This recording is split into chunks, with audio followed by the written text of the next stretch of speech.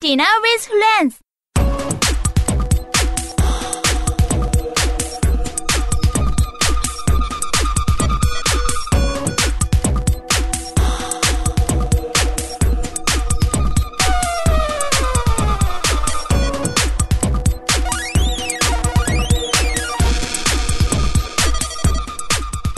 Hey everybody, this is TMG Podcast. This is episode 23.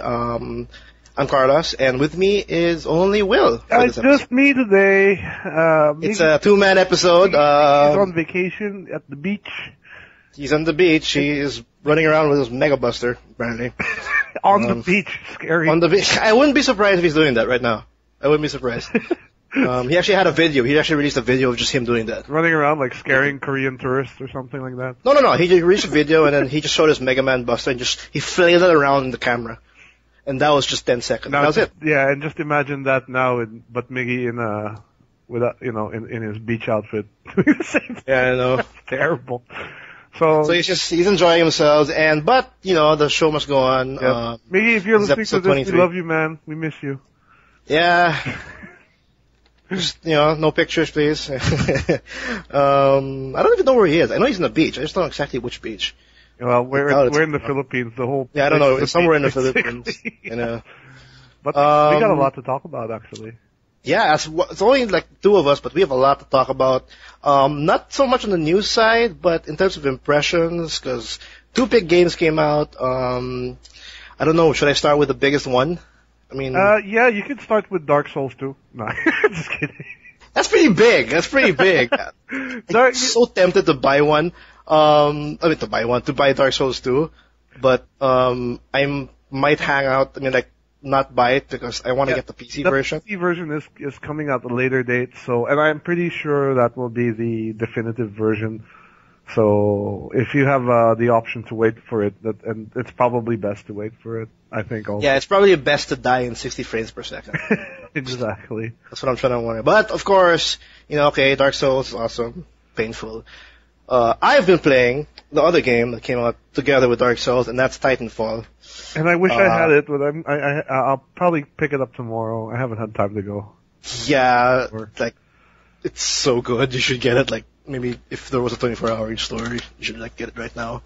So what about it? I hear a lot of people are saying the mobility especially adds a whole new element to the Call of Duty, because it's basically a Call of Duty formula plus it's definitely plus mechs essentially, and it's more than that. It's like a gestalt of it. You can't just say, oh, it's Call of Duty with parkour and mechs, because it feels like a lot more than that.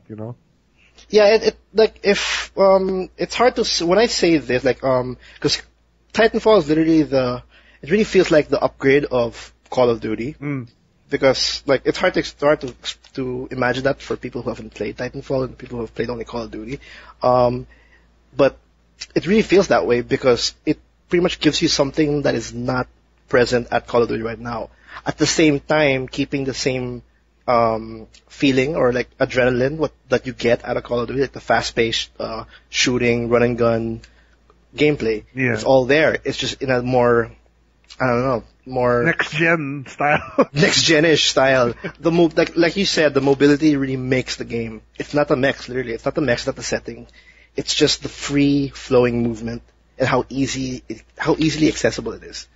Yeah, because now it's so different. It opens up so many new elements, because now you can just you have to, it's not just X and Y, it's X, Y, and Z. You can go up a building and shoot down, or you can, all kinds of stuff. So I think it adds a whole new element to the tactical gameplay. Yeah, for those who don't know Titanfall is a new game from Respawn Entertainment, and these are the guys who pretty much made Call of Duty Modern Warfare really famous. And I think if everybody hates the yearly release of Call of Duty, you have to blame these guys because they made an amazing foundation for this franchise, and it just stick. And consoles have been so. Be careful, man, because that might be they might end up making Titanfall a yearly franchise thing too. Who knows? Based on what I'm seeing so far, and based on me playing it for 10 hours since I got it, I wouldn't mind if they do it yearly. I wouldn't mind at all. A lot of people said that too about. Well, okay, let's shift gears because one strength Call of Duty. I don't really mean to keep comparing it to Call of Duty, but it's very hard not to because it's the same developer essentially. It's very hard not to, and developers while they were developing the game was like this is them upgrading that kind of gameplay. Yeah, that kind of but franchise. one thing Call of Duty I felt has always gotten really well was it's always had a very strong single player campaign. So have you even touched the Titanfall single player? No, yeah, that's the first thing I literally touched because technically, thanks to the beta, I got pretty much the grasp of the gameplay, like the meat of it. So when I installed this freaking 50 gigabyte game, it's 50 gigabytes in PCs. I don't know why, but it's huge. And when I was done and I was updated, there's 3 modes. Oh no, actually there's 2. Play classic or play campaign. Play campaign is of course a single player campaign mixed with the multiplayer aspect. And what essentially it is just you playing a multiplayer match with characters telling somewhat kind of a well-known story in the background. That's what it is. Okay, so you're basically playing a bot match with a story in the back. Basically. Yeah, like you're fighting against other people. There's a little bit of different changes to the map, like added NPCs or added whatever. Oh, okay. The campaign one. So it's multiplayer. It's a multiplayer like campaign mode. Yeah, multiplayer campaign, but it's still like the mode attrition, like the team deathmatch. Yes, yeah. Like, like there's one mission where it's just pretty much a match of attrition. The only difference is you have the characters of the game talking about the story, yada yada yada, and then maybe the difference in the gameplay is like you have 2 NPC titans walking around in the start. Okay, so what happens? That's about it. But what happens if like if are there other players fighting against you, or is it just? Yeah, definitely. It's like literally just a multiplayer match. Okay. It's not a bot match. Oh, so how does it work then? If like you lose the match, does the campaign still keep going? Does it? It keeps going no matter what. It branches out, or? Yeah, there are 2 sides in the story. Of course, it's the most basic like war-like story where there's a military. And then there's a mercenary who's pretty much the rebellion or whatever, and they're trying to take down the military. Yada yada yada. They fight and all that. That's pretty much the story in a nutshell. And no matter what you do, no matter if you win or lose in each campaign scenario, the story will move on. Okay. So, but what happens is you're just experience it in a different perspective. You experience it in the militia side. And then, if you play the other campaign, you're pretty much doing the same mission, but on the other side. Okay. You get it? Yeah. That's about it. But I wouldn't say would you say the story is actually compelling in any way? Not at all. Yeah, I mean, it's kind of like the Battlefield campaigns, which were really, I had no interest in whatsoever. But I always enjoyed playing the Call of Duty single players because I always found the campaigns. Or at least not so much the story of the campaigns, but the set pieces of the single player were always quite exciting, No, but you have to take note though that the single player only has they only have 9 matches on the campaign. Okay, which is 9 stages. So you can basically play 18 matches, 9 for each side, and then that's pretty much what it is. Oh, that's pretty much the single player campaign right off the bat, and I just took care of that in one sitting, and then that campaign alone got me to level 20. Like it really just felt like I'm playing a multiplayer game with some audio log in the background. Okay, that's about it. So, and then so Titanfall doesn't sound like a game you would buy just to play the campaign, right? I'm sure some people won't even if they didn't have that that in the menu screen. If they didn't have that word campaign, people would have not noticed. Okay. That's how bad it was. It's a great attempt from Respawn Entertainment to mesh in the single player aspect with the multiplayer aspect, but it's really just I don't know. I think it's just lacking. I think it felt like they're just testing the waters in this one. Because no matter what happens, win or lose, or whatever you do in that match, it won't help or affect the story. Or you won't see the story firsthand. You're just pretty much just worried about your score or whatever, like just any other multiplayer game. I think that's the negative aspect of Titanfall so far. Like they just sadly failed to, do that pretty awesome concept where they mesh both modes together. Yeah, like, yeah. They should just. I think that's excusable in a way. I mean, this is their first game as a separate studio from Infinity Ward, so. That's definitely a good attempt, and for sure. I think they wanted really to focus on their strength, which was really the multiplayer side of things. Yeah, and you can really feel that with them having a new IP and a new studio, like their main focus was their foundation, like getting their core gameplay and their core assets just right. And you really feel it in the game. Like I don't see, that doesn't feel buggy. The movement of your pilots are just fluid, and the transition between pilot and Titan is just seamless. Yeah, it feels like they perfected it. We played the beta. How different does it feel at all different from what we played in the beta? Like no, not at all. Except with graphics. Like okay. I was kind of like bothered the fact that it felt kind of like not as detailed in the beta. But when I started the game for the first time on the full release, I'm like, okay, they kind of upped it up a bit because it's really pretty. Like it was a big difference, a big upgrade. So I can definitely say this is a next gen game, like a proper next gen game, especially for the Xbox One. Yeah, well, yeah, it is exclusive to Xbox One and PC. Do you think this is this will move units? Because we've actually been hearing some stuff that Xbox One is lagging behind on PS4 sales. So do you feel this is really going to help out, or it's going to help out? I don't think it's going to all of a sudden bring it neck to neck, but it's a good start for Xbox. Like I remember reading about Titanfall. Like this is not originally to be an exclusive title. Yeah, but Microsoft probably like paid a. But Microsoft paid jumped in. Like, hey, I like your game. I'm like, just whatever. But that's a great move for Microsoft. Like this is a great game, and they know their market. A lot of people buy Xbox 360 just for a Call of Duty game or whatever. Yeah. And that's another thing we should mention. It's also coming out for 360, but I think that's also delayed. But it's coming out on the 25th. On the 360.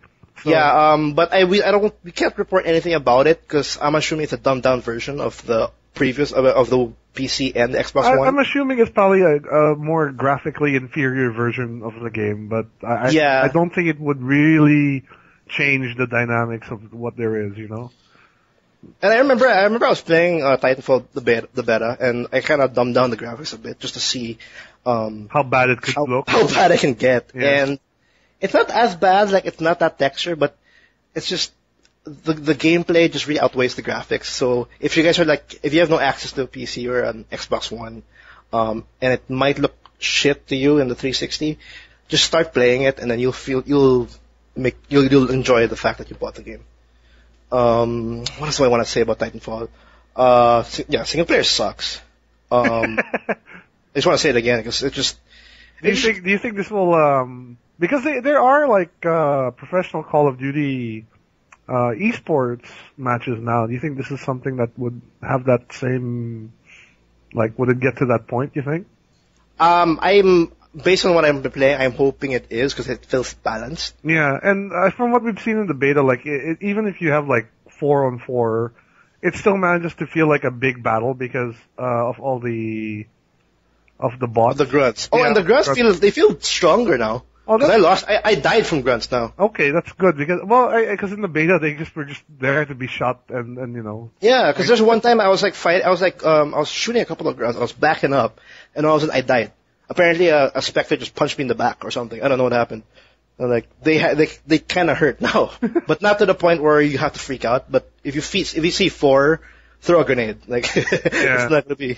Don't underestimate them, basically. Yeah, they can shoot you every once in a while. Another thing I want to mention about Titanfall. There's a lot I want to mention. This is really because for a studio with that just came out and then a new IP. This is really impressive. This kind of game. Their servers are very stable, especially here in the Philippines. I'm getting 50 to 80 on MS. That's fantastic. It's no lag at all. And we were actually talking about this the other day, about how, the server system for Titanfall is just so much better than Battlefield 4, and they're both basically EA titles. Yeah, which is funny because I literally updated my Battlefield 4 just to get my groove on because I haven't played an FPS game on my PC for a long time. I'll just play some Battlefield 4. And then the first thing that happened in my Battlefield 4 match was I got kicked out, whatever. And it took me 20 minutes to get into a match and then finish it. And then, it just feels so long, and then it feels like it still has problems. Yeah, and that's what I've been hearing also is Battlefield 4 is still broken after all this time, so it's kind of unfortunate, but yeah. Yeah, so it's a big surprise, though, when I see Titanfall.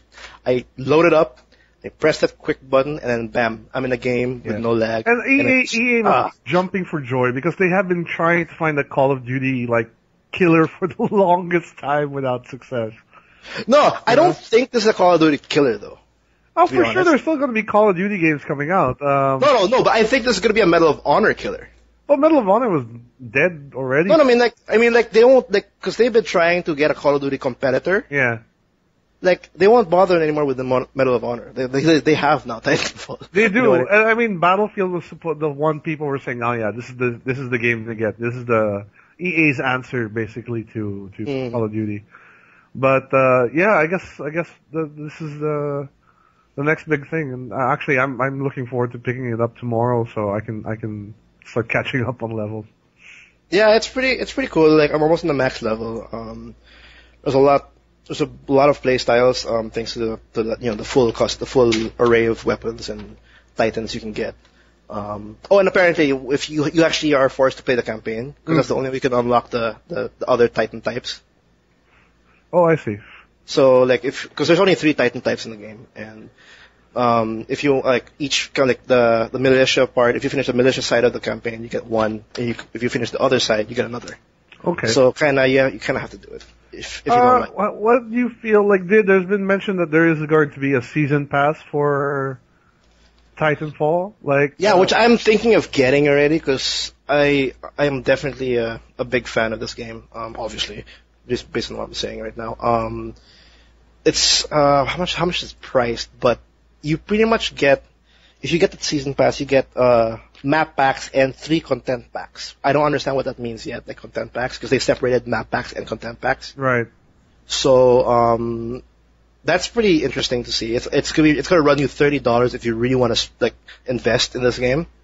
But I'm not much of a season pass buyer, but I'm kind of thinking about it now. I just want to see a bit of news about the first batch or the first pack. Yeah. If it's interesting, that's understandable. then maybe. Yeah, that's definitely understandable. Jesus, I played 28 hours of this game. I'm saying it right now. I checked the price of the season pass, and it reminds me how much I've played Titanfall. Thank you, Origins. And Origins doesn't. Well, that's the other negative. You still have to use Origin. Yeah, but it's not in my way though, so. It's fine. There's no achievements in PC, which is weird enough. I don't know why I'm bothered by that, but there's no achievements. But Xbox One has.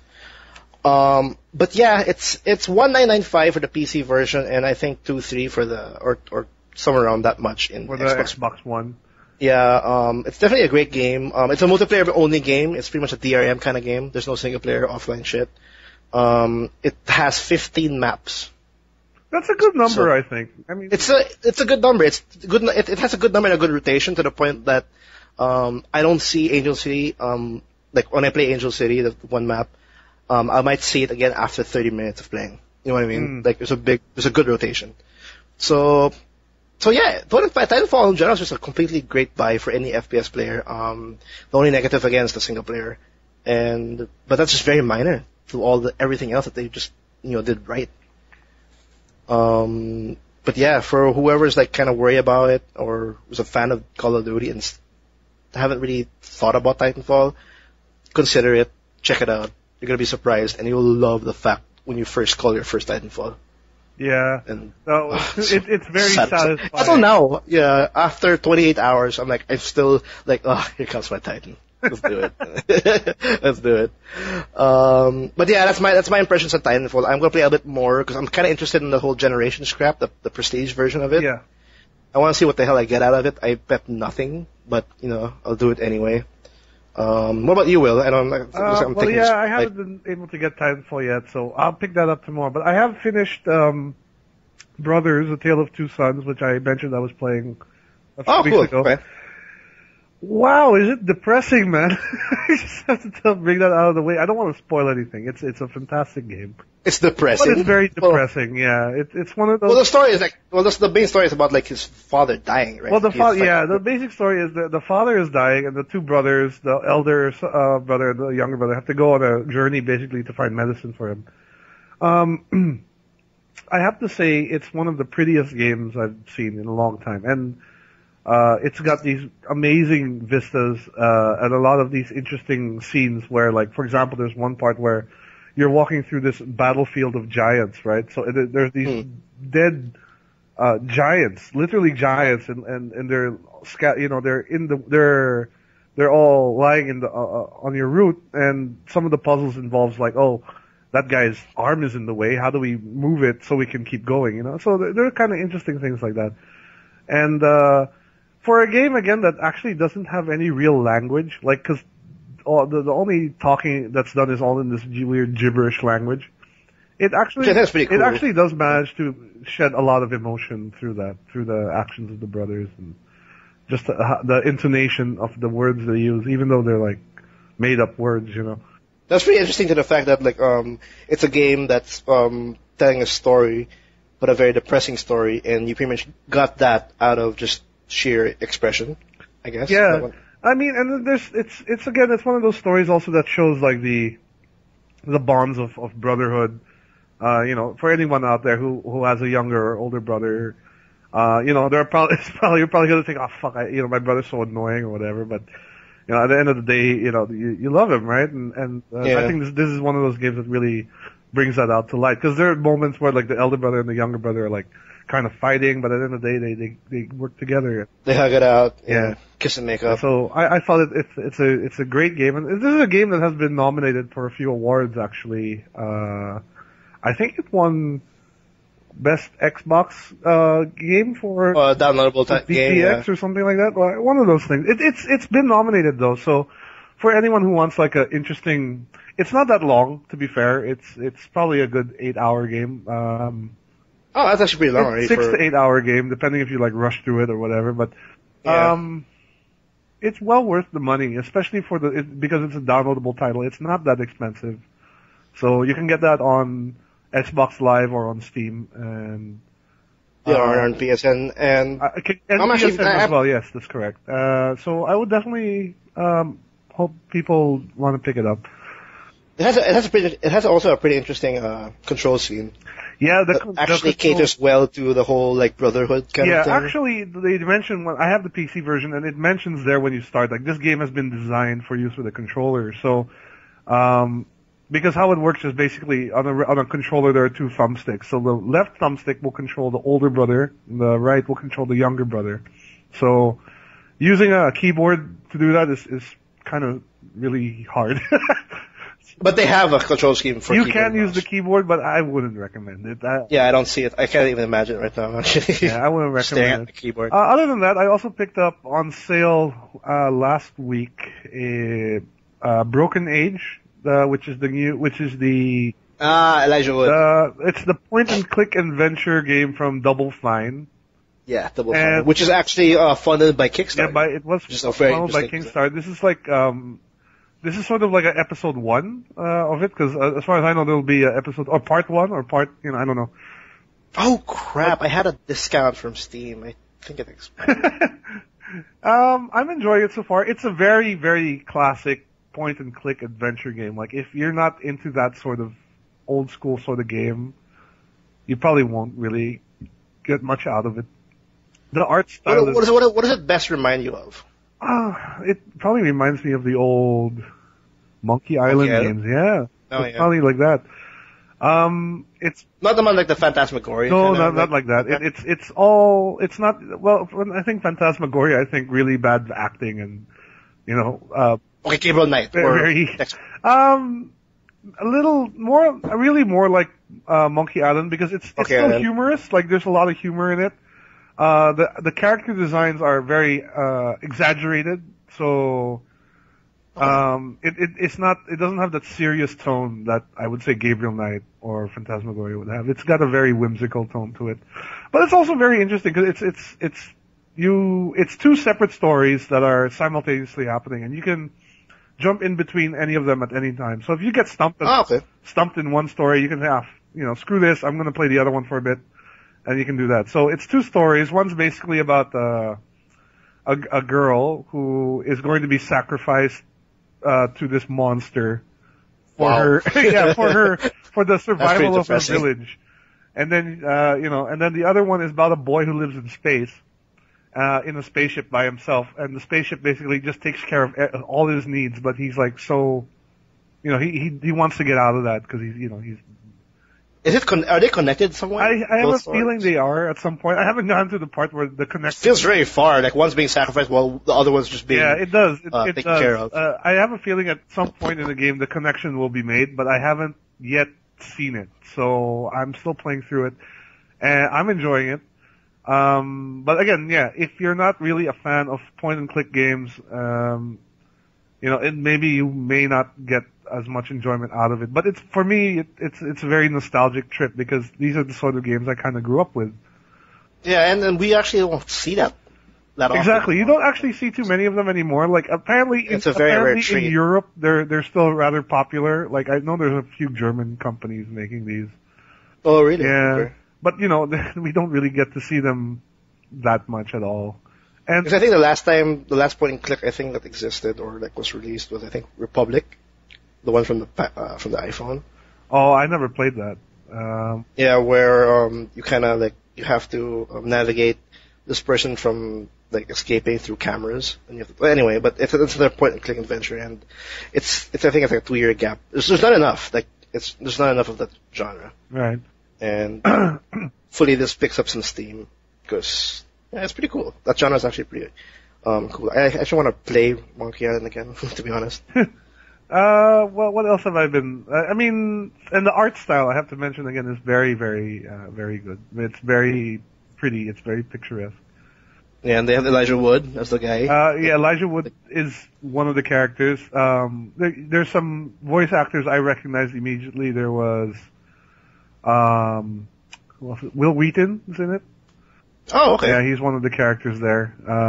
So it's like they've thought about like proper voice actors for this kind of because it's like it's story based. Like it's all about the meat's pretty much the story. And yeah, pretty much the meat is mostly in the story, but overall it's still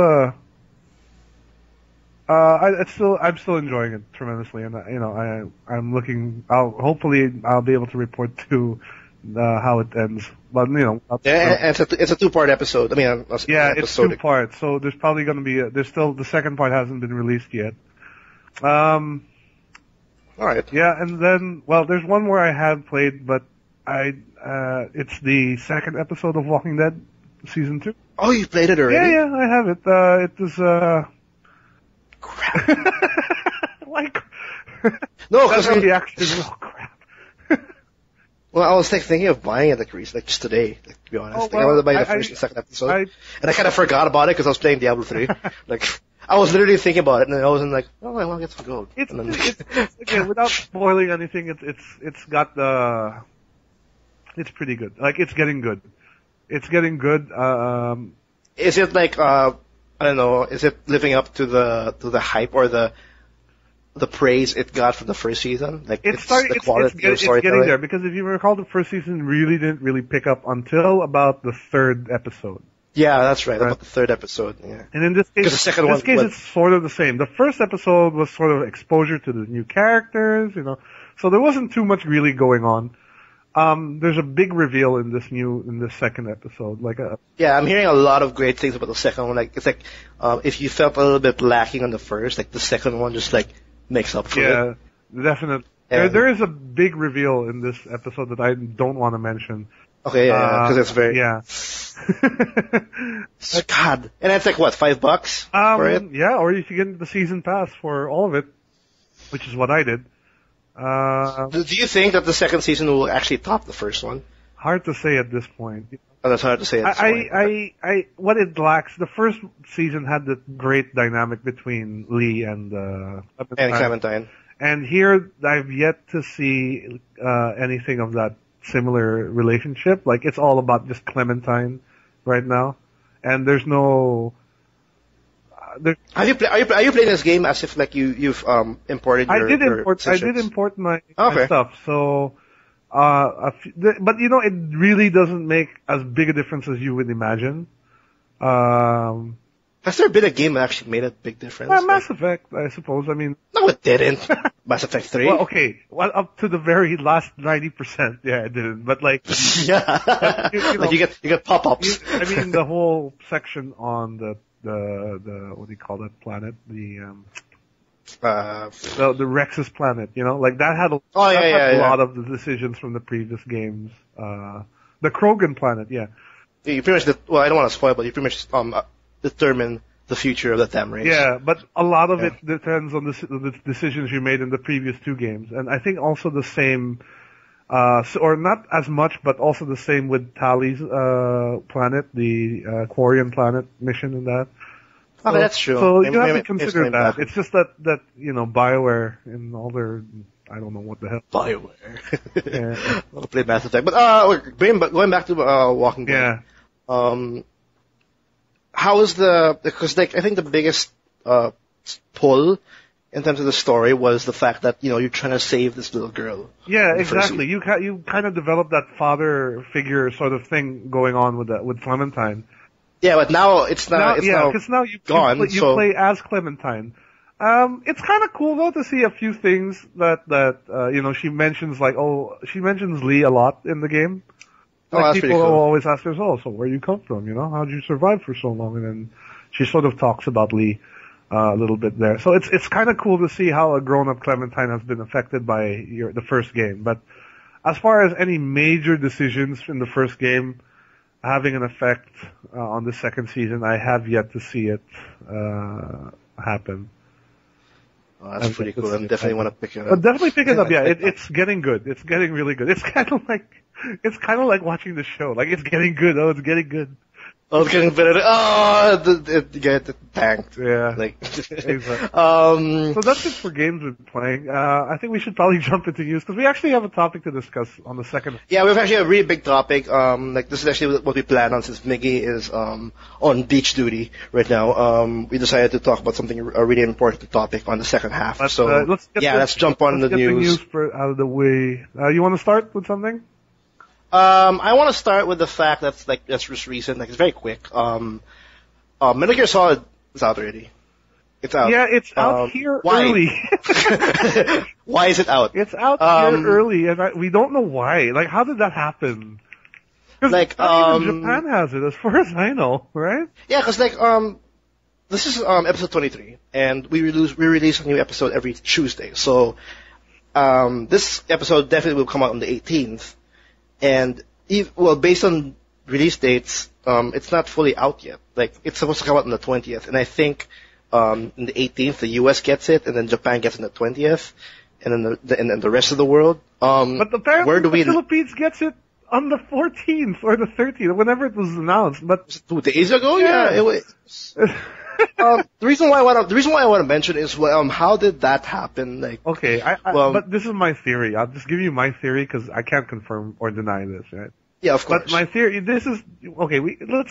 I'm pretty sure that Data Blitz which is the biggest retailer here. They get a lot of their shit off the gray market. I don't think that they have any real direct ties with EA or whoever, any of those big publishers. Well, they have a direct ties to EA. Yeah. Well, I think they do. Konami, I doubt it. Yeah, not Konami, no. For sure, no. And I'm pretty sure that a lot of that stuff is gray market. So whoever their supplier is in Hong Kong or Singapore, whoever, he probably had a whole bunch of these copies that were sent out to get ready for the release, and then they just decided to release them here. And I don't think they just doesn't give a shit. The whole purpose, I kind of realize now the reason why they have so many regions in their game lineup. You can go there and ask for a game, and they'll have region 1, region 3, and the Australian version for you. You can pick which one you want. It is really weird. And I think the reason is because they value getting it out first more than anything. Whatever region, they don't care what region it is, as long as they're the first ones to get it out, they can capture that first, the market who really really want it.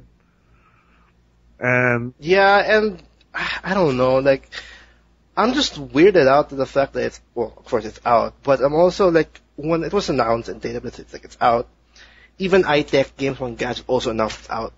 So obviously they're getting the same supplier. oh really? iTech also announced it. I didn't know that. I thought At the same time. I thought it was a Data Blitz thing only.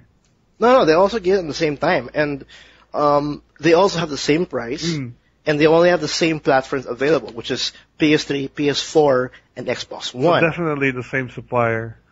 Yeah, and then where the hell is Xbox 360? Like, it's supposed to come out, like, I have an Xbox 360, people. I kind of want to buy it. Buy an Xbox One. It's like, they're trying to subliminally tell you gotta buy the next generation. Tangina, 31,000 yan. So that, it just made me like, okay, cool, everybody, yay, we have a new MGS game to play with, yay, whatever. But I'm just wondering, how the hell did that happen? Like, there's no reviews of the game yet. Yeah, but the thing is, I think, like, the Philippines is like such a no market for these big companies, like, because piracy is still such a huge thing here. I don't think whatever... Yeah, because what happened, like, whatever legit sales are made here for the game is probably such a tiny percentage of the total. No, that's my guess. It's sad if that's the point, because, like, what if I send a picture of, like, hey, I bought your game, a week before release, here's a picture of it. Yeah, they'll probably, that'll be actually, someone should do that. Someone should do that and, like, mail it to, like, to Konami and then see what happens to Data Blitz after that. Yeah, because, like, it's not that I don't want people to get the game early or anything, but it's just, there's a reason why, things are in a release date, or whatever. Or it's just the process, and all of a sudden we're now breaking the process. I just want to know exactly how that happened, and how some games get the official release, some games get released early, and some games get delayed. Yeah, so that's true. It's you never know here, So it just starts to show that we're just in the mercy of the supplier. We're still kind of the Wild West when it comes to, like, retail game distribution here. Yeah, so, and then, like, I should actually find someone, or maybe, I don't know, maybe ask someone to buy a copy of Metal Gear Solid Rosetta and then, see how it goes. Like, even, I'm not too sure, but maybe I have to double check, but even the PS3 and the PS4 has the same price in terms of, like, the PS3 is 1,395, and the PS4 is also 1,395. Maybe that's just because it costs the same to print. Like, I don't know. No, but I remember last time when I checked, it was like it's 1.5. Like like the PS4 version it's more expensive. Okay, you know what I mean? But not by much. So, it's like $200 more. Yeah, that's true. Yeah. Well, that's a mystery, and I think it's something worth investigating for sure. Like, I don't want to. I love the gaming industry, and I like the fact that we can manage to get original games here. That's a great thing. But let's do it right. Like, don't do short. Yeah. Well, we'll see how it goes. But if anybody has an idea on what happened, or maybe we're kind of wrong with the release dates, maybe we got the go signal, which I doubt it though. But like, shed some light into it. But for whoever got MGS Ground Zeroes, good job. Like, awesome.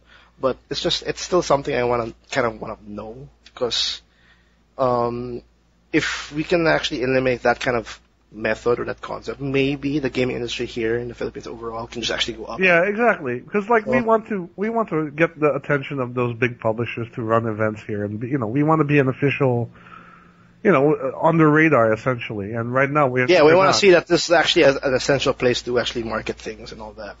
And if I send a picture that I bought MGS Ground Zeroes early, let's see what happens. But I can't do it. I won't do that. I'm not much of an asshole. Anyways, let's move on. Yeah, let's move on. I got a weird one here. It's really weird. Apparently, if people remember the old PS1 game PaRappa the Rapper, which is you're already laughing because you know what I'm talking about. No, yeah. Okay, go ahead. Okay, so basically, it's an old PS1 game called PaRappa the Rapper where you play a rapping dog, and it was a rhythm game. PaRappa was actually a very popular character. He ended up on PlayStation Battle All-Stars, right? Yeah. He was there. And it did have a sequel. It was, but it was not, it was Jammer Lami, I think that was the sequel. The weird thing It's is, also a PS1 very game, I think. recently, it's come to light that the voice actor of PaRappa, who goes by the name Dread Fox, well, that's his stage name, has his ongoing scam, I would say, scandal going on the internet. Where basically he has a fan page, right? And basically he agreed to record some lines for a pair of college students for about $100 or something like that, right? Yeah. And basically he never recorded the lines and he never gave the money back, even after they've requested for the money to be returned. So basically what happened was the college students made a blog called PaRappa the Scammer and posted their whole story with pictures of the conversations they had with him and everything. And basically Dread Fox has just essentially gone fucking ballistic. Like he's just lost it. Like he starts dissing them, saying they're lying, he's going to call a court case and saying like he's got so many fans and et cetera, et cetera. And it's just such a weird situation. But, like, first of all, this guy has not had anything going on for him since PaRappa the Rapper. He did that when he was like 12, and now he's like, I don't know how old he is.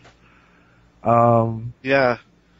And all of a sudden, I was like checking out the post, and like, it sounds like he has fame, but he doesn't. It's like money. Yeah, he's got a bloated idea of his own fame.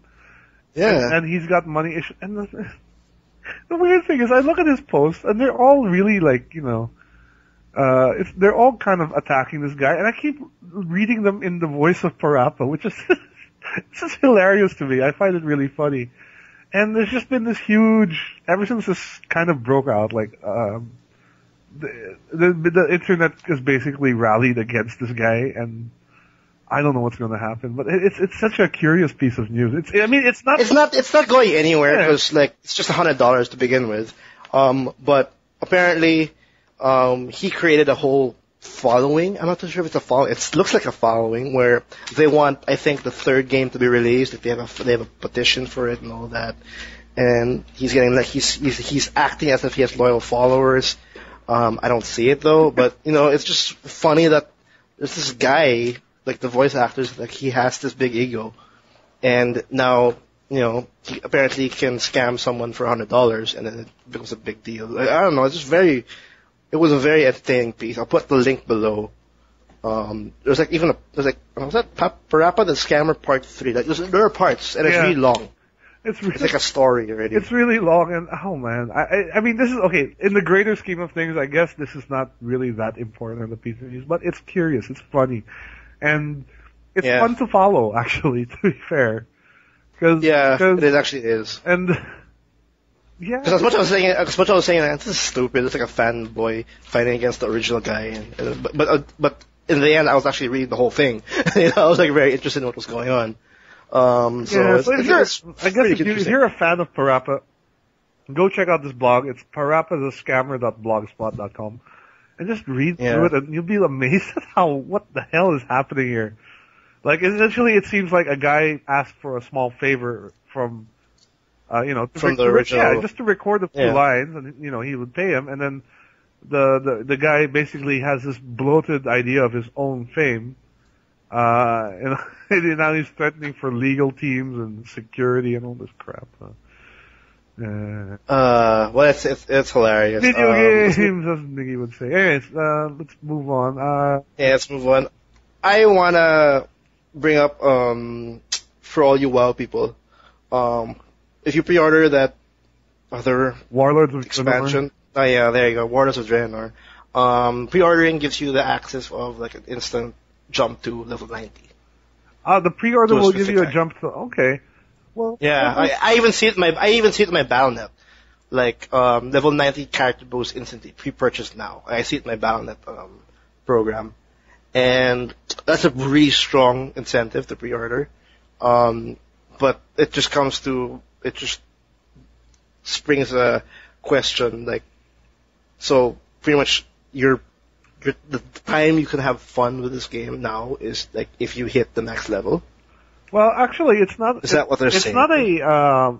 It's not exactly a WoW specific thing. I actually recently got a promo email from Sony Online Entertainment for EverQuest, like the first EverQuest, saying that if I logged in between this time and this time, I would get a free boost to level 85, and then a bunch of stuff, essentially for me to catch up with the ongoing things.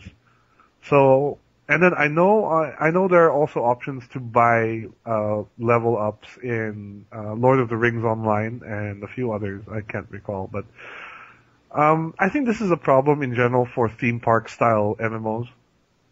When because inevitably old content just gets old, and if you're late to the party, you're really not going to experience the MMO as it really was meant to be. Because everybody's just one side. Everybody's one side. WoW, I think, has taken it more to the next level because, like, every expansion, it's like, okay, you've killed the biggest, baddest guy there is. Now here's another bigger, badder guy to kill.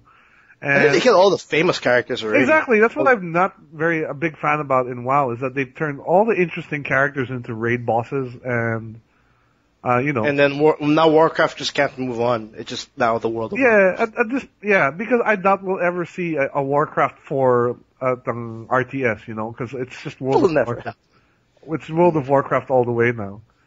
Yeah. Which is sad, because Warcraft was one of the really nice, it was really a great RTS, to be fair. Oh, it was. Have you actually played that game, like Warcraft 3, in a competitive sense, like one-on-one matches? Yeah, I played it multiplayer before, yeah, and not in Dota. I mean, like proper. No, the proper Warcraft 3. Like it's pretty interesting. For example, the first few minutes.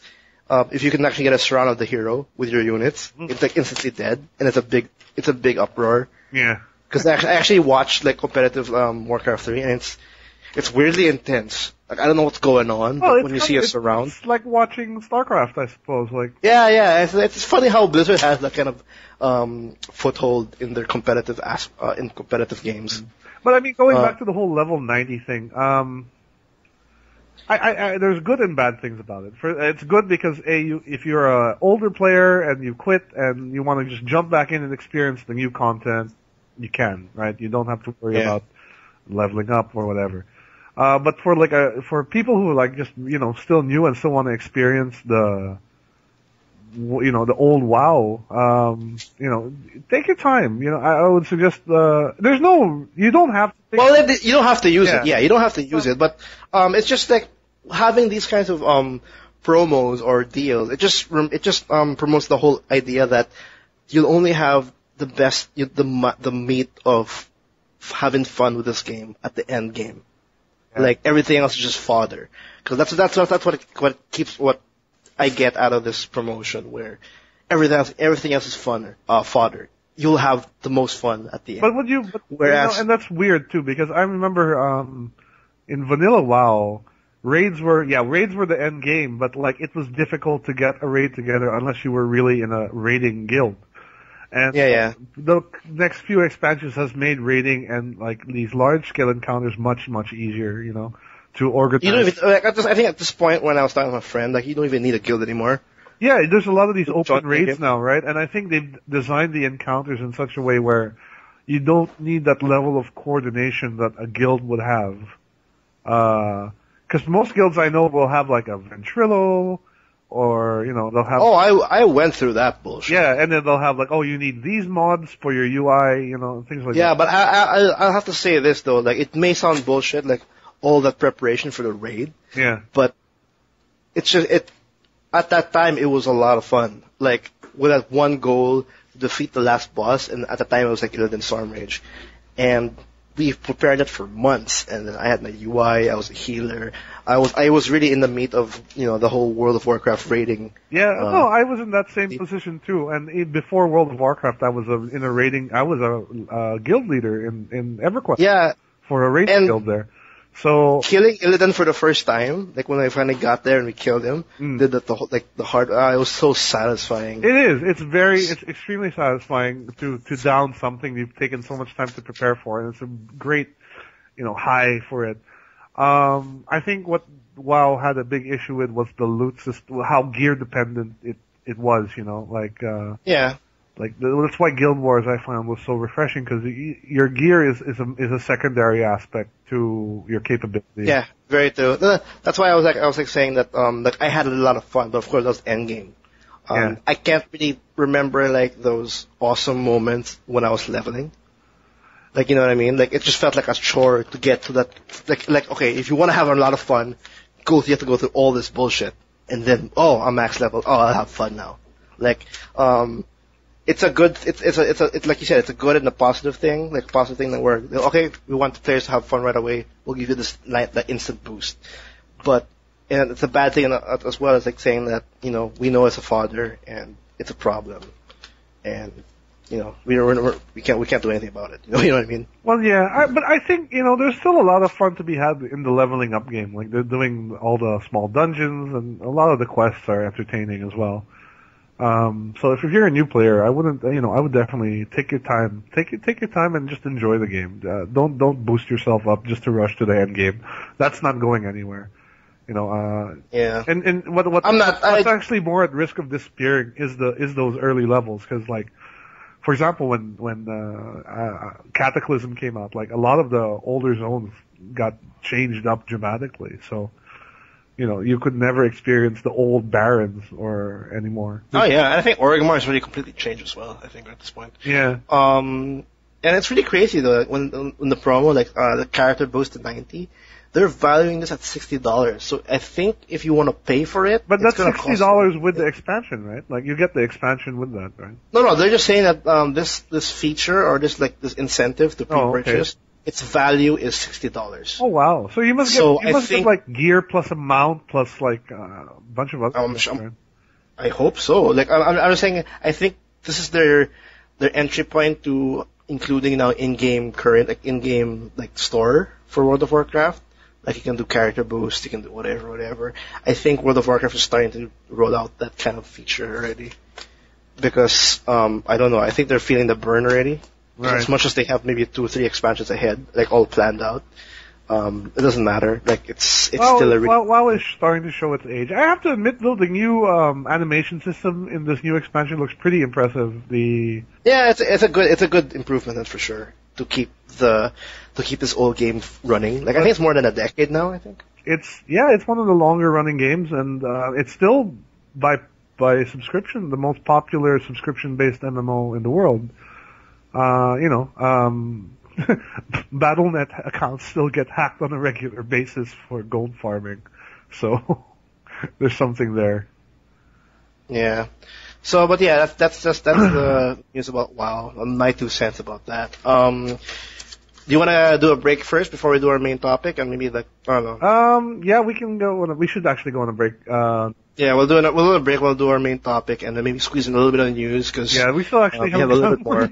We talked too much about Titanfall. Yeah, it's only the 2 of us, and we have a lot to talk about. So stick around. Thanks for tuning in. We'll see you in a bit. Thanks. Yep.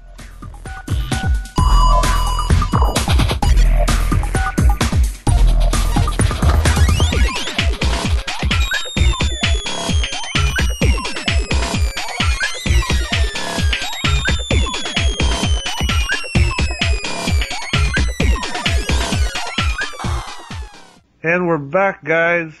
Hello. So we've got actually a very interesting topic. Not a new topic per se, but an interesting one, and one that I think is pretty important to the general industry as a whole. What we wanted to discuss today was the influence of.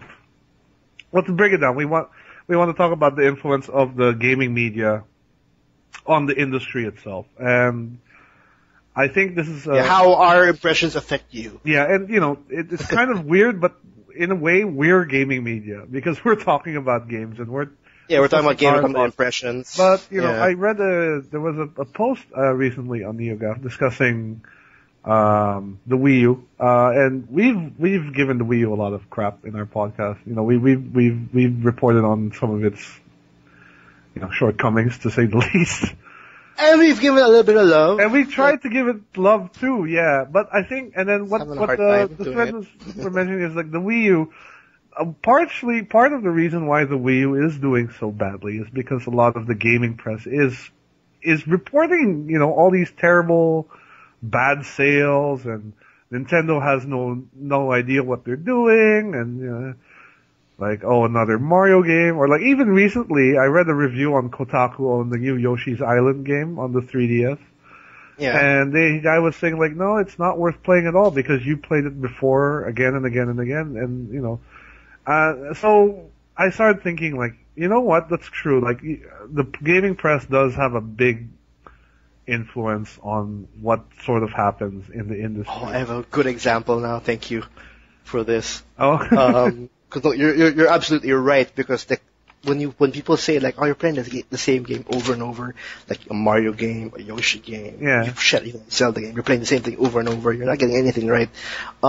We've been doing that for the longest time, especially Nintendo, for like years. Yeah. And apparently now they're saying that it's just a repetitive thing over and over again. I'm not too sure how they say that up now. This is the threshold. I think it's a bit too much. I don't know how they consider this the time where it's the threshold. It's not just Nintendo. I think people have also been saying that about Call of Duty. Yeah. Oddly enough, no one says it about Pokemon. You know, I mean, Pokemon has basically the most same game ever. But no one complains that it's the same. Like, but for stuff like Call of Duty, there have been I've read, you know, complaints. I've read the newer Mario games, like, oh well, not the newer, but like Super Luigi U, for example, was deemed as like it's just fucking Mario with Luigi in it. Yeah. The new Yoshi's Island. It really is. Yeah. So. No, and there's also like Assassin's Creed. Assassin's Creed's another one, yeah, for sure. Which is a game where I think the gaming media just adores. Well, mostly adores. But they keep saying. Yeah, they rarely complain. I rarely read complaints. I mean, I have heard a few like, oh, you know, it's the same running around. The combat hasn't really evolved since the first game, but.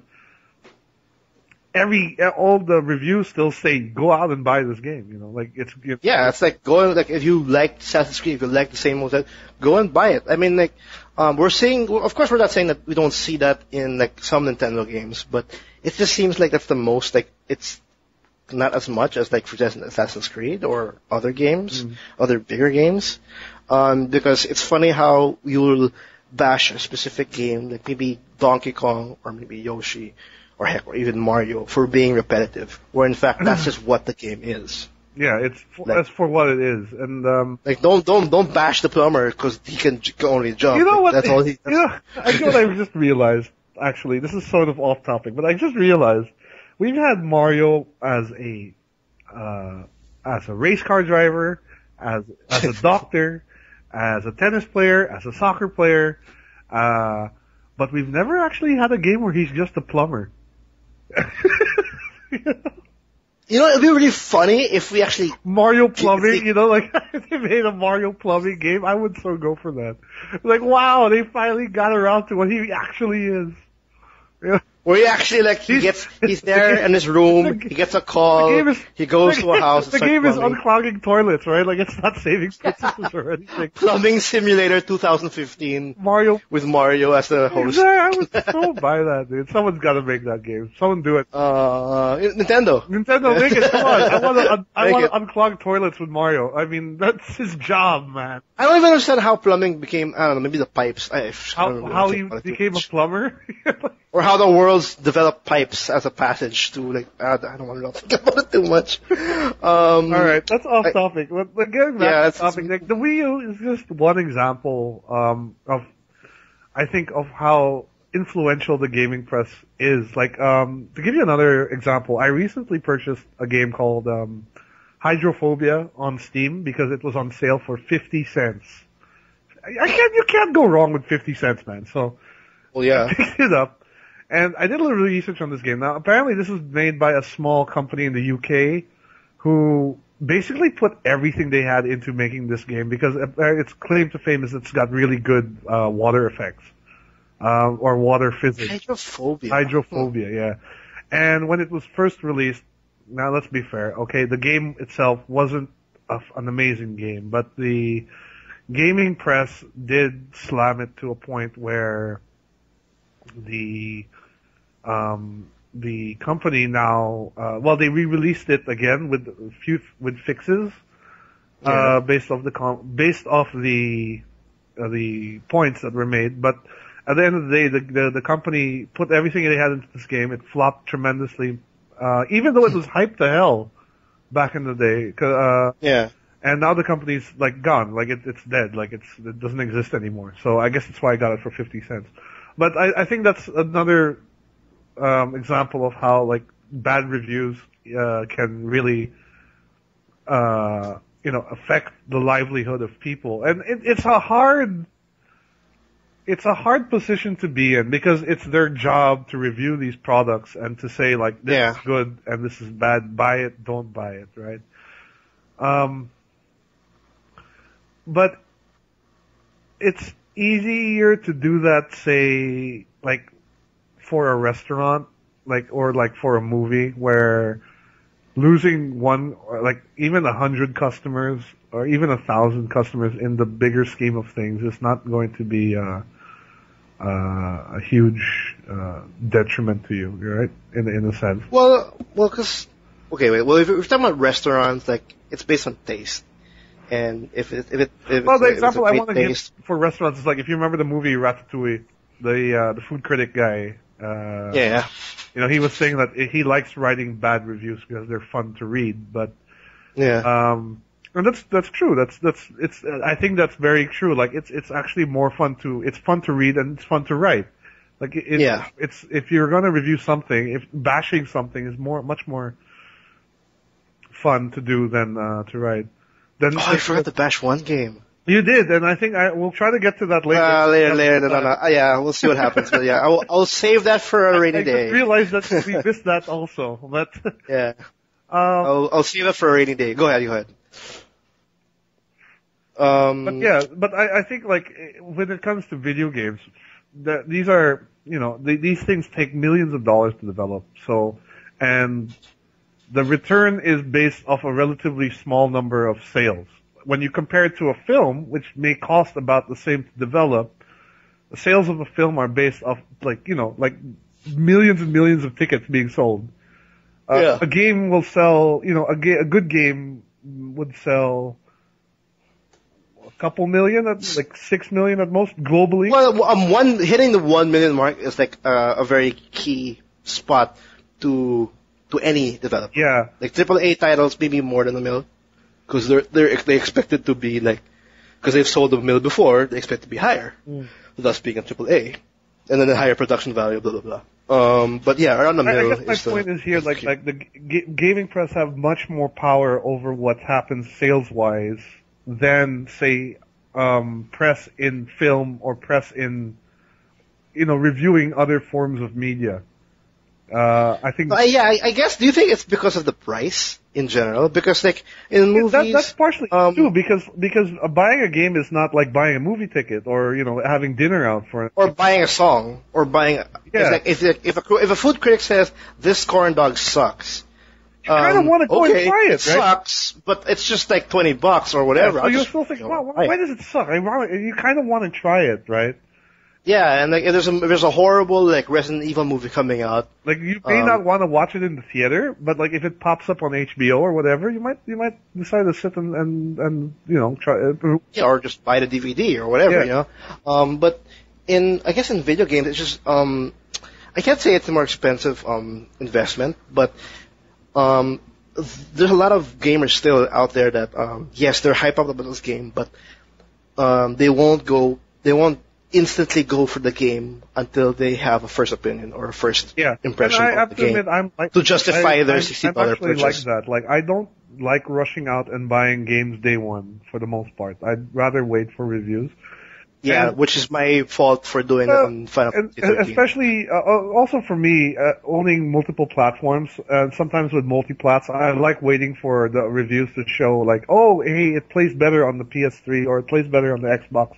Oh, for performance-wise. Yeah, so when I go and buy it, I know what version I want to get. Like, for me, I really have no preference in controller or whatever, you know.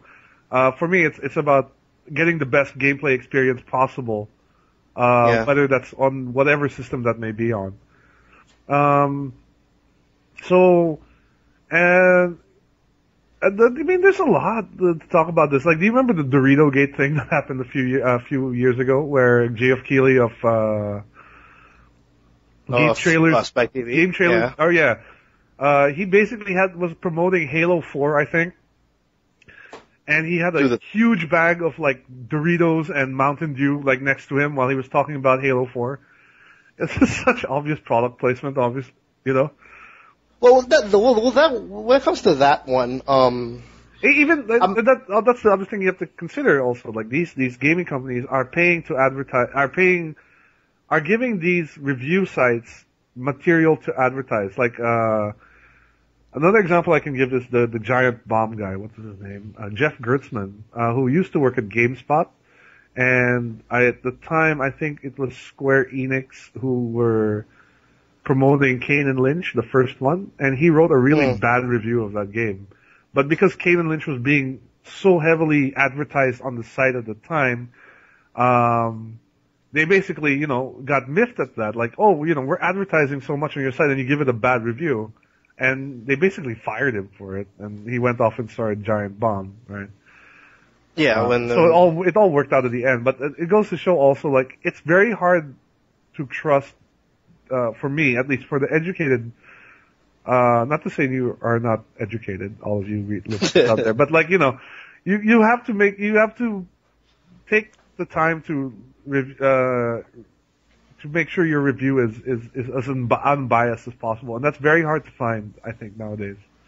Like, it is, and especially like when you mentioned the whole Geoff Keighley, like, he's talking about Halo 4. He has now a promotion with Doritos. Like, I don't think he'll say that I'm not too much of a fan of Halo 4. Like, I kind of like the FPS, but it's a little bit of a problem. He won't say stuff like that when he's promoting the game with Doritos, like, giving him money to do this. Yeah. You know what I mean? And did you remember he was co-hosting the VGX Awards? He couldn't shut up about Titanfall. That was all he wanted to talk about.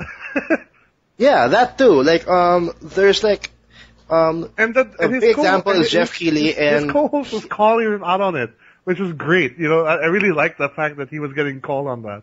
Oh, he did? Yeah, he was saying, oh yeah, you know that game that you keep, you know, that you never played but keep saying is great? You know, shit like that. Oh, well, it is great in the end, though. It was, but it's so obvious that guy is just a talking head.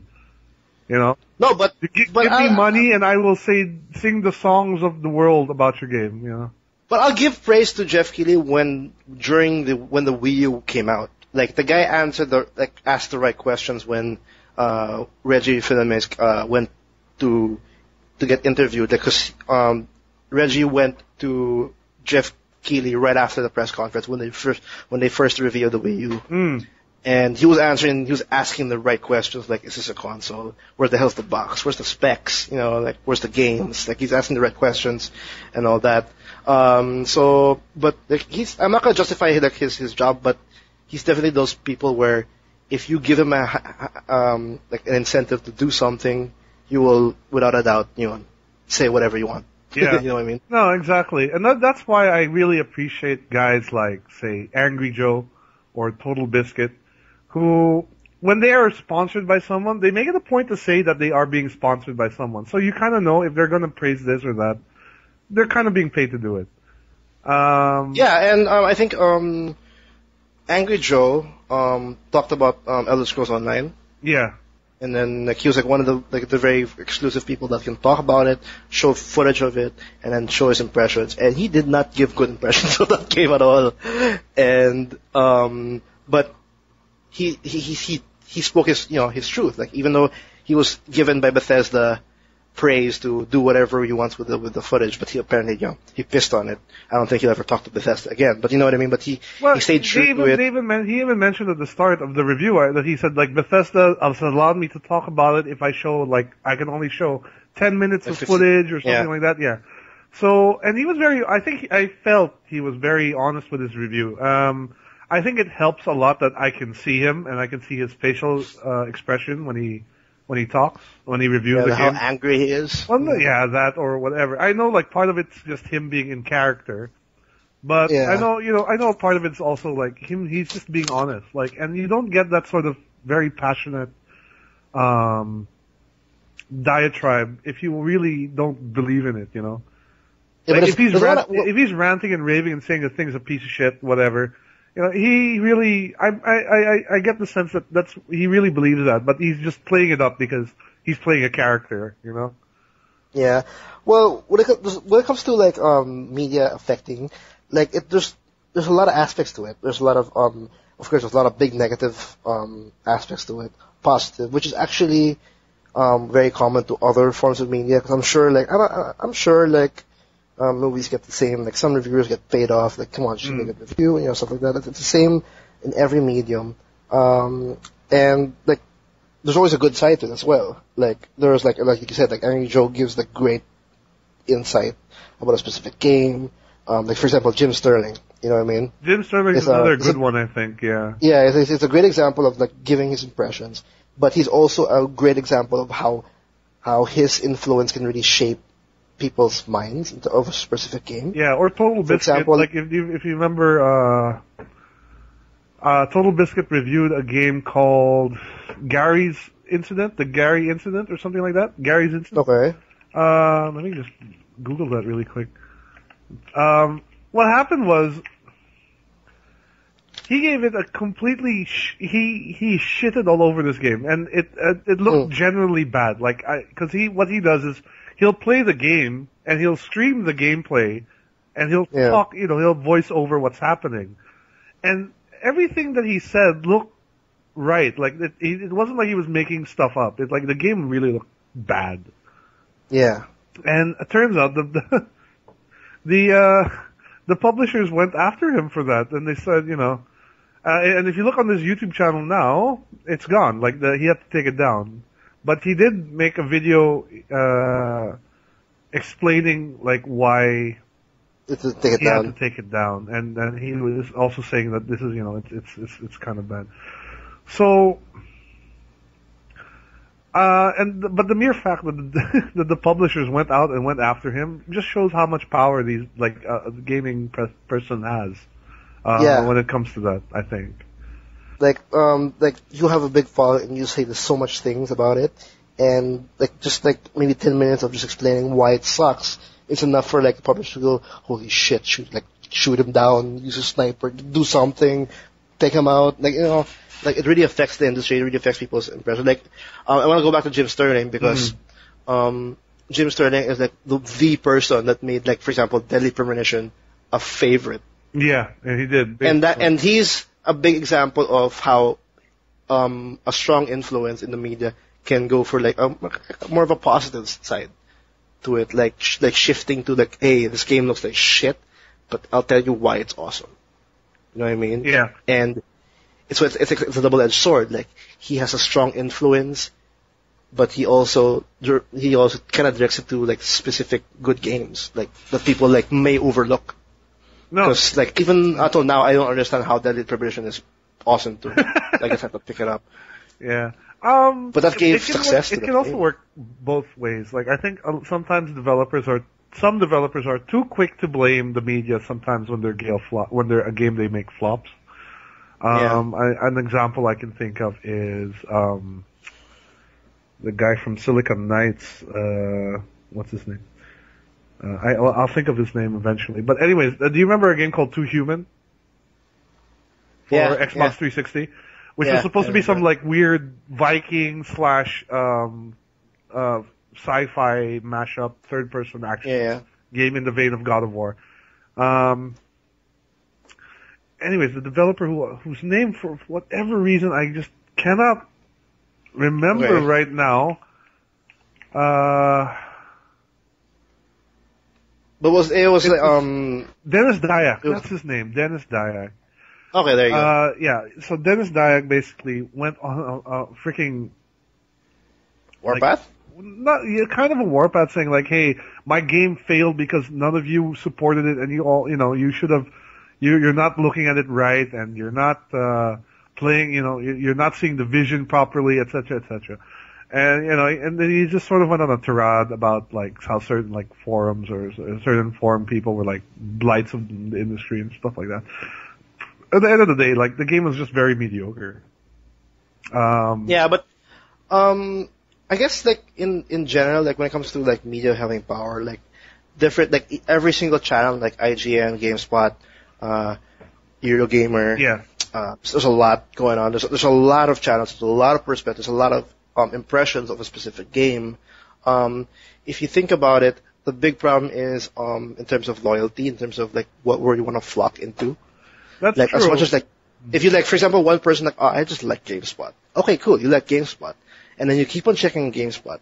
Your influence or your impressions of a specific game will always or be, even your will always be for GameSpot based on impressions of the reviewers there. So it's like if the community keeps on like staying loyal to a specific site, like always their go-to place, their impressions or their preference for a specific game or games will change because they keep on going to a specific site. That's the reason why it's kind of getting out of hand, maybe, or even how media has more power to this. Well, okay, here's another example of media kind of having a weird sort of effect. Mass Effect 3. What's her name in the game? The girl who licked the PSP. Who licked the PSP? Yeah, the girl who played the reporter.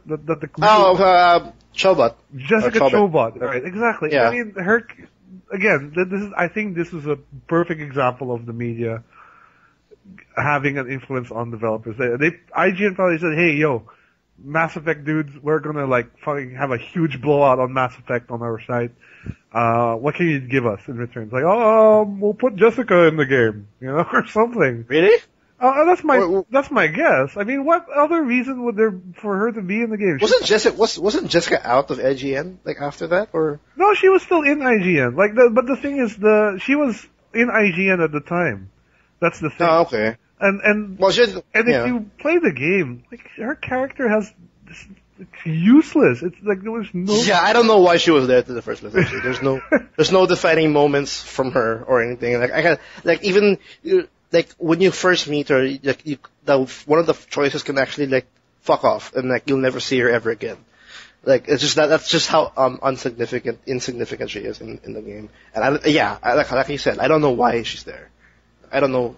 I have no idea why, to be honest. Not at all.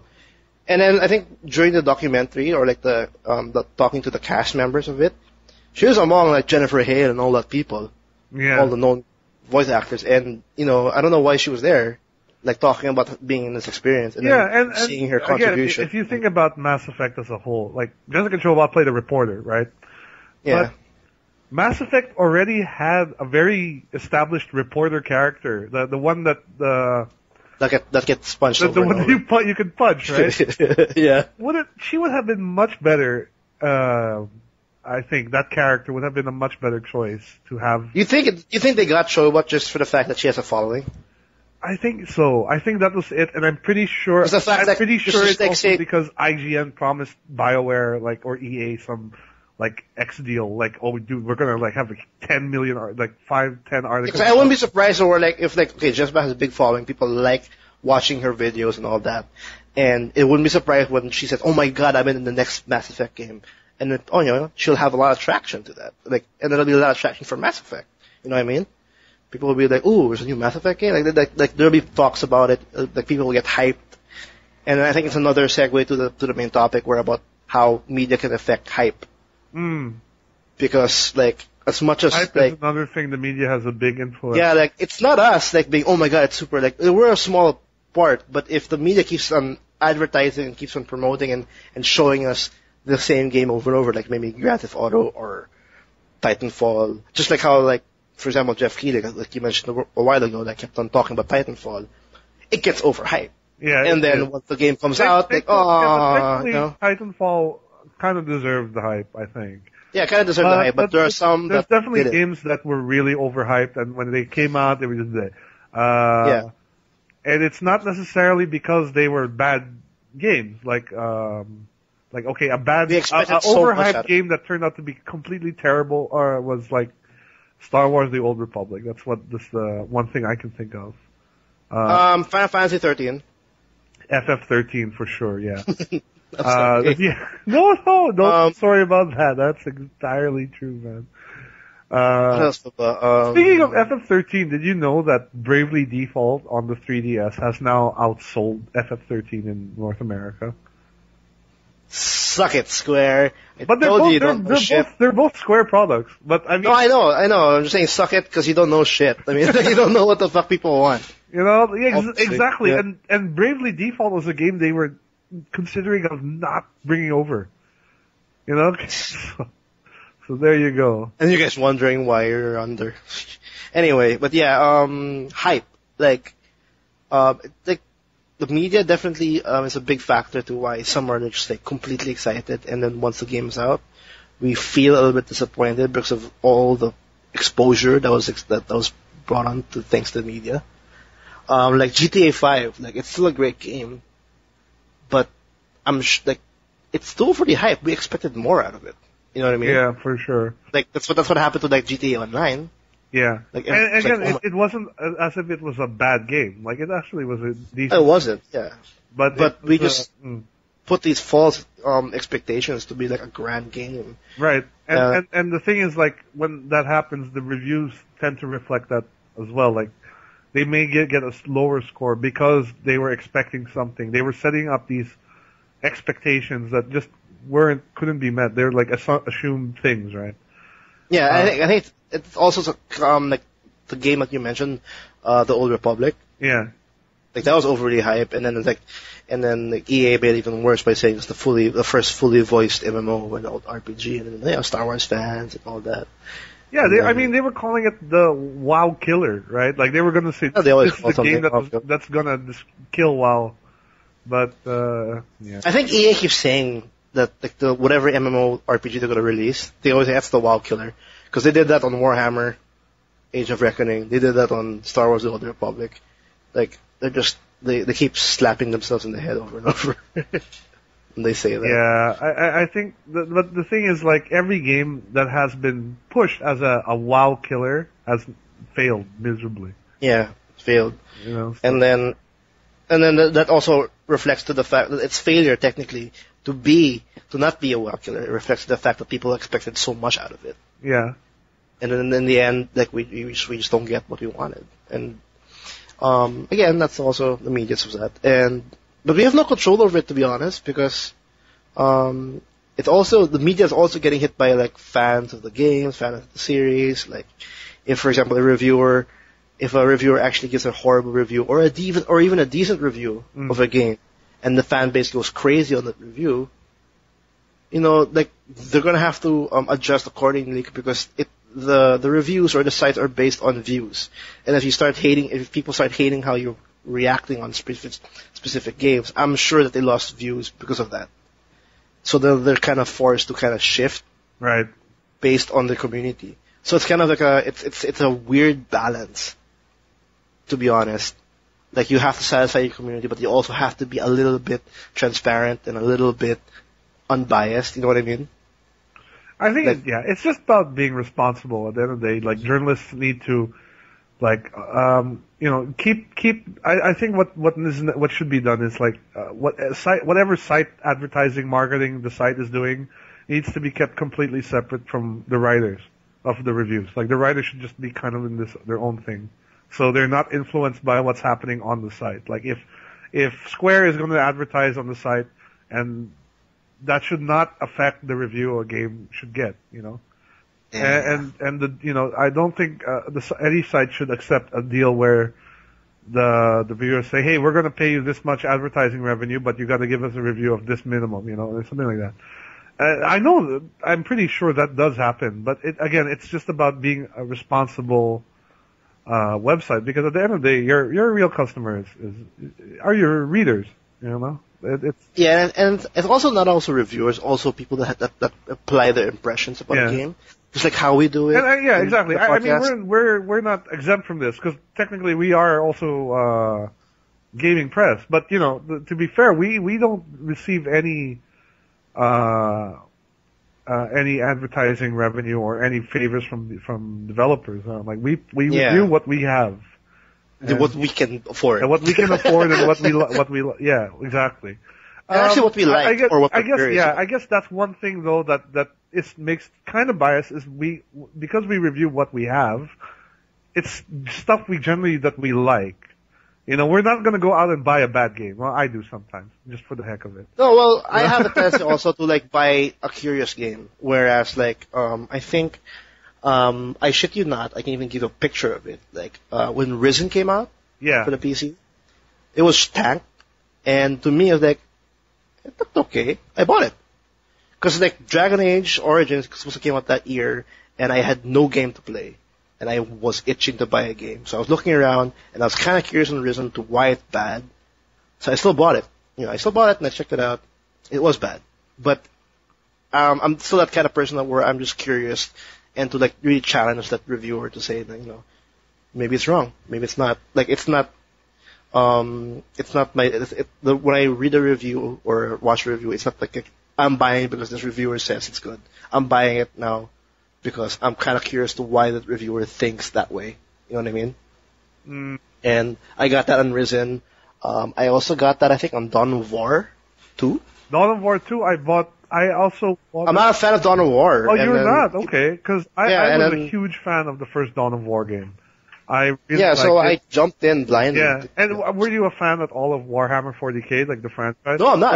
I'm not at all. I'm a fan of Warhammer 40K and a fan of the first Dawn of War. So when Dawn of War 2 came out, man, I bought that without a second thought. But, you know, sad to say, I still think the first Dawn of War is a superior game. And now actually, there was this, I saw this on Steam again, like there's a new Space Hulk game, which is also based off the 40K franchise. Space Hulk. Yeah, I think I know what you're talking about, yeah. I am tempted to try it out because I actually saw Angry Joe playing it and it looked kind of fun, but, it's also that I do my research. I read other reviews. Yeah. To see what it is. I watch the gameplay videos. And I try to make my own judgment of that. So I think it's also like you have to kind of take initiative on your own to do research on your own because it's so easy now to go and find a let's play of something or and you can see the game for yourself. And if you think it looks great, then fine, buy it. But don't just take the word of the press because yes, they're good as a reference. I think Metacritic is still a good, like, base to start off. You know? It's a good and a bad base because, it's actually, I don't know, Metacritic is also a big aspect to why the media has a strong, like, a really negative, that's strong true. And I read stuff like some reviews, like some, developers or publishers are like base a lot of their success criteria on what the minimum Metacritic is that a game gets, you know? Yeah, EA actually. I remember think they're like metrics and all kinds of shit. Their marketing guy, their salespeople have come up with, to calculate all that stuff. I remember reading this like EA actually deems a successful title or a successful new IP or a franchise if it hits a Metacritic rating of at least 90. Which, in a way, is okay because it's not just directly based off sales. I would rather have it based off good critic reviews than based off total sales. Like Bayonetta, for example. Bayonetta was a hit with critics, but had really bad sales. Which is why now it's only Nintendo who decided to pick up on it. No, but I think that the biggest reason why I don't like Metacritic is that, yes, fine, 90. But I'm sure there's a lot of people that are now like saying 90, oh, it's a good game. But they don't know why. Yeah, that's true. A lot of people it makes... They don't read the review. It makes people lazy, yeah, that's true. Yeah. Because I've had those tendencies where I go all the way down, see the score, I'll read why. I look at the lowest review, and I read that one, because I want to see what the problems are with the game. True, I don't want to hear what's great about it, I want to hear what's wrong with it. And... Because every time I do a review, that's what I do. I go to the end, I see the score, and then now, okay, I go back to the start, and then now I'm reading because I want to know why you gave it a 9. I don't know. I want to know why you gave it a 7. Careful with Metacritic because, like, I don't know how they calculate that number. You know, like there is a calculation they use. Based on average, I guess. Yeah, but different sites use different ratings. Like Eurogamer is 1 out of it's 5-point rating. So and then IGN is a 10-point scale, GameSpot is a 10-point scale, and then there are others who are just thumbs up and thumbs down. So yeah, here for our reviews it's like also a 10. Yeah, but like Kotaku is just like, should you play this game? Yes, no. You know, that's it. That's how they review a game. So which I'm kind of shifting to actually change our system to that because it's like it prevents readers to like be lazy like, oh, it's a good game because it's in 8. Or actually, you know one of my favorite systems is the Famitsu magazine version, where they have 5 guys give an individual score. And that's what I like. And then they get an aggregate from that. But it allows you to get an impression from different, like, people who may like different kinds of games. Like, maybe this guy's like really a sports gamer, like he just plays NBA Live all day. You know, this guy's really a RPG fan, but he's not really into RTS games. You know, stuff like that.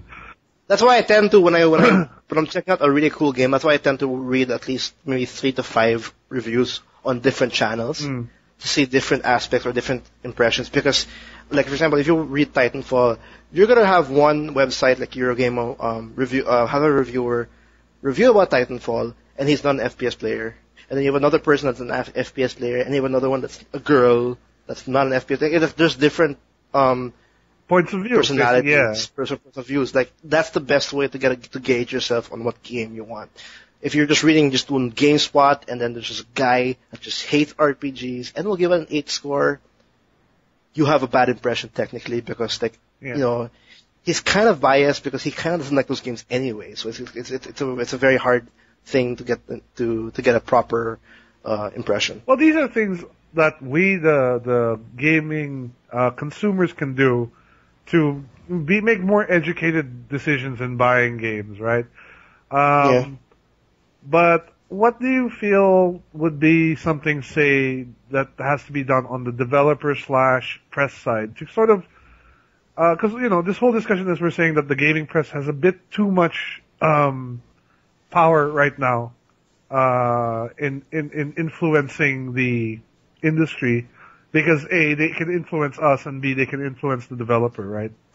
So, I think. Well, for me, I think the best way is to actually have. I think the one thing that the one positive thing out of like online games and games that have online aspect is when they give open betas, people have access to the game fully, and they're given free reign to just share their impressions. Because having an overall impression, like a community, like maybe 30 people playing it and then giving their impressions, is way better than one reviewer who's enclosed in the room to play the full game. Yeah, and I think also that helps developers too, because they can say, hey, our beta impressions are really crappy. Maybe we need to go back to the drawing board and fix this before we release it. It gives them it's an opportunity for the developer to fix things as well. So for single player games, I'm not too sure. But you kind of have to be careful with that, huh? Because let's say, because sometimes first impressions do tend to last. So if you play a beta and it sucks ass, but developers go back and change shit up and then they release it again, you may not be so inclined to revisit it, because you still have that idea that I played the beta and I didn't like it too much. Maybe I might not really like that. So the developers do have to be very careful, I think, when to release the beta. I think doing internal testing is very critical before releasing any sort of public beta. But if they can, get the system down in that sense, I think it'll work out. I think, like, one company that does it very well is Blizzard. Blizzard has had a history of releasing open betas for StarCraft, for World of Warcraft. I think has beta opt-in for new zones sometimes. Yeah, PTRs. Yeah, right. Public test servers. Yeah. Yeah, and then there's and Hearthstone most recently, which is still in beta technically. No, it's out now. Oh, is it out now? Okay. Yeah, it's not officially out. Same shit. Yeah. they just took out the beta sign But out. then now really. they have the Dota game, something, I don't know, Heroes of the Storm. Yeah, and I'm pretty sure Which is now in pre-alpha stage. yeah, I'm pretty sure that'll get an open beta at some point as well. No, they already have betas. They already sent out to very famous personalities. They're playing it now. They're streaming it, and we're seeing like the bare bone of Heroes of the Storm right now, which I was shocked, by the way, to show like I can't believe Blizzard gave them access to do this. Like it looks so bare bone and so incomplete. Well, in my eyes, like it's kind of shocking, but to be honest, that's a risk they have to take because like developers can just say it's not done yet, and if it's a negative reaction, they have ample time to just fix it. You know what I mean? It's a big risk, but it will if they execute it properly, it will pay out in the end. Right. No, I agree. I agree. Single player games, I'm not too sure. Maybe release a demo early on. But it's definitely better if they come mass. Single player games, beta is probably not the right term, but the demo would be. I think every game should have a demo. I mean, that's the best. Before. No, even when it's released, that's the best way to judge a game. Like, let people decide. Like, hey, we're releasing a new game. Here's a demo. We're going to release a demo first. Try it out. If you like it, buy it. If you don't like it. Or actually, like for me. Decide for yourself. Don't. Yeah, decide for yourself. And for me, actually, watch those Let's Plays. Watch those live streams. Because live streams is very, very famous right now. Yeah. And yes, you're going to spoil yourself by watching someone play it, but you're seeing firsthand what you'll experience once you buy the game, instead of hearing or reading someone telling his impressions of it. It's better to see it for yourself. If it fits you, play it. If you like it, awesome, right? Right, exactly. But of course, like that's one aspect. People will have you can't. The reviews are still important because they have to get like the overall, how it is in the end, how it is on. Yeah, the and end game. I think most reviewers, I'm not sure on this, but I think most guys, like professional reviewers, do have to finish a game to completion, or at least for games like that never end, that sort of play it like X hours, minimum to get that at least a good idea of what's in store for the players. Like Titanfall is like a multiplayer game, and I think I'm ready to review it because I have like 10 hours in. To be honest. Well, anyways, I mean, let's wrap this up. But speaking of betas and stuff, like I want to get this out because you were lucky enough to get into the lucky is maybe not the right word, but you got into the Elder Scrolls Online beta, which the first time, which was under NDA until a few days ago.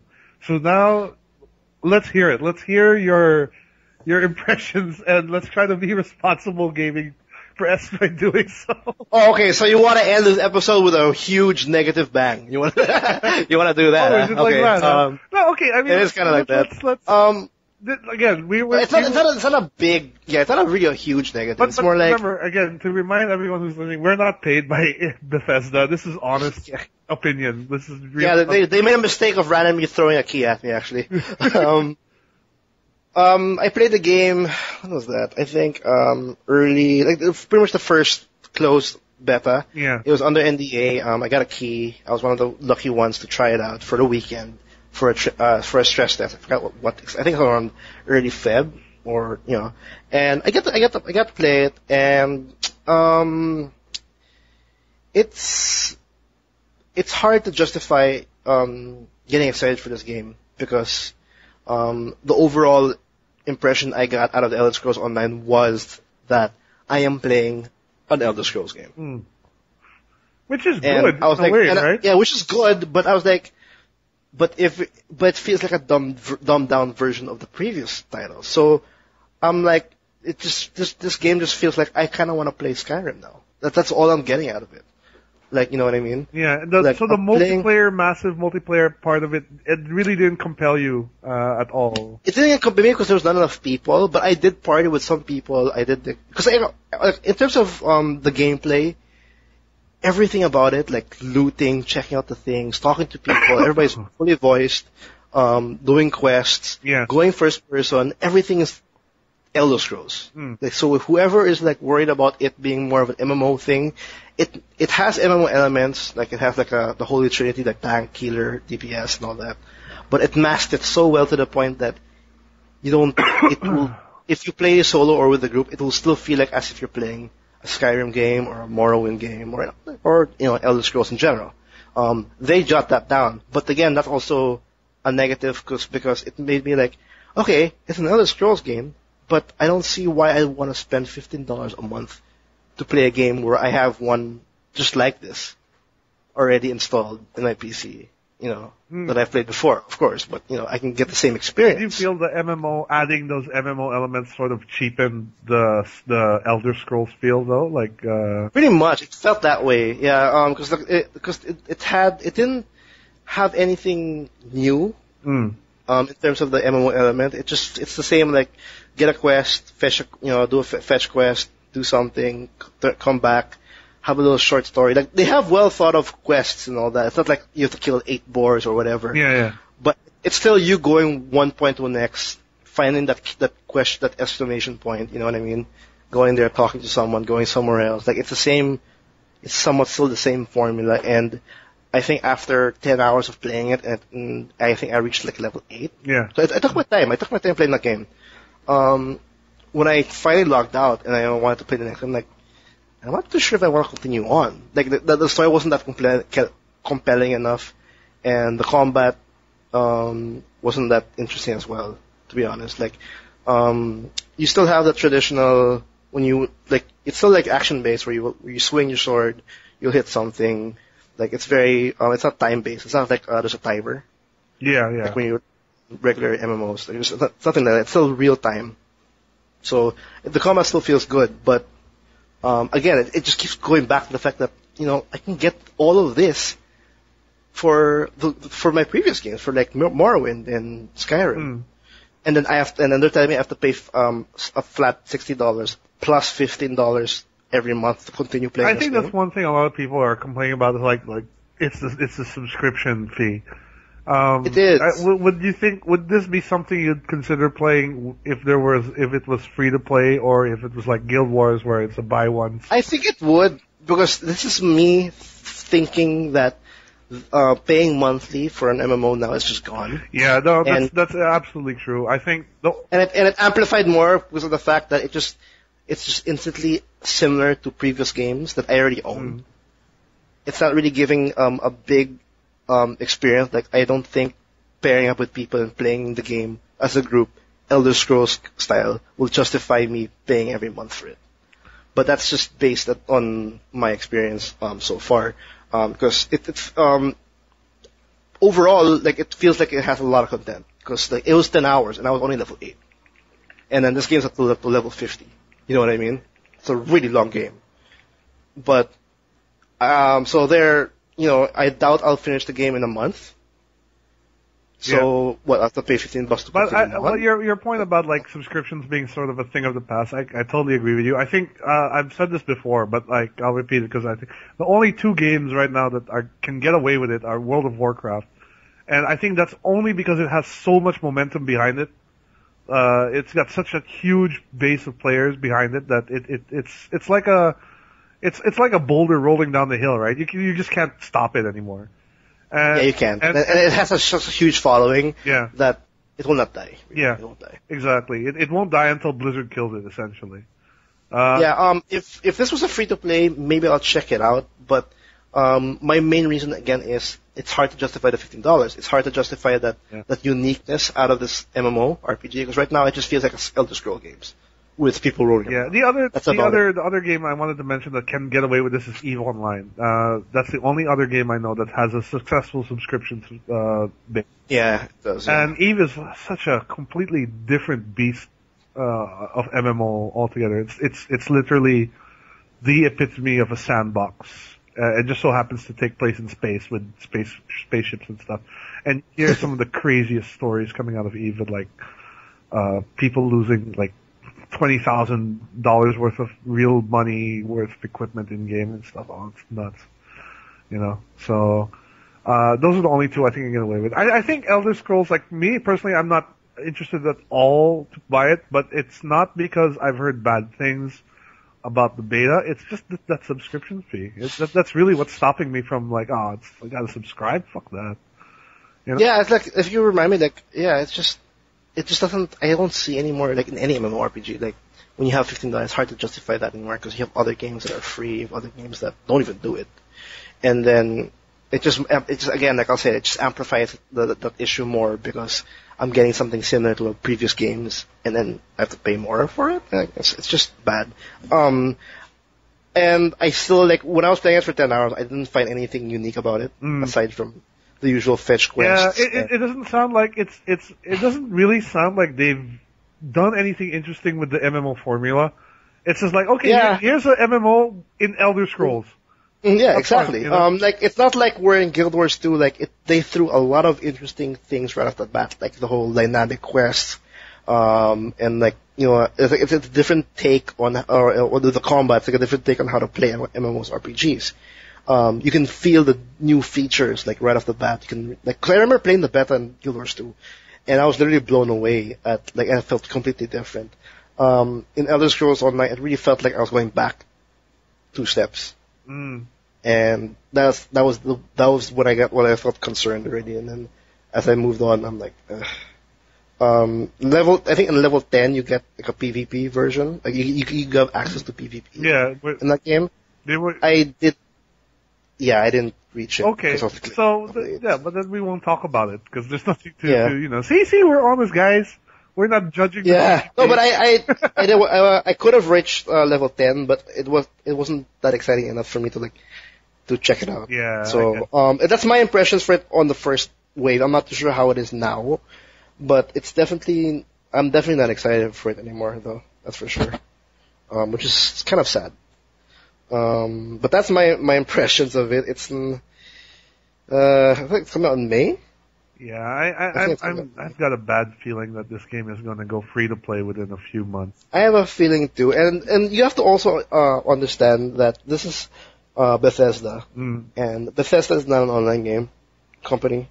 Yeah, they haven't done any. I don't think they've done anything online, have they? Yeah, these are studios with like they do great games, they do great RPGs, but they are not an online developer. We'll have issues. We'll have like. It might be a case of like what happened with BioWare as well, because when they are also not a company accustomed to making multiplayer or MMO type games. Yeah. When they made Star Wars. Well, you know, they got the whole feel down of playing a BioWare game, but as an MMO, it was a spectacular failure. So I think it might be possible that this is also going to happen with Elder Scrolls Online. But, you know, we'll see. It's out in a few weeks. Well, it's actually worse for Bethesda, because Bethesda's literally just all single player. Yeah. You know what I mean? It's like Fallout, whatever. Oh yeah, like, I suppose you could argue. Yeah, I guess BioWare has multiplayer. I mean, but I don't really count the Mass Effect 3 multiplayer. Don't they have other multiplayer games? I mean, like, do they? I'm not sure. I have to remember. No, they don't. They're more of the. Actually, BioWare is actually the precursor of like Icewind Dale, I think. So, no. But yeah, there, Elder Scrolls Online. It didn't even look pretty. It doesn't look pretty, really? It really, because I was really like, it felt like the dumbed down version of Skyrim.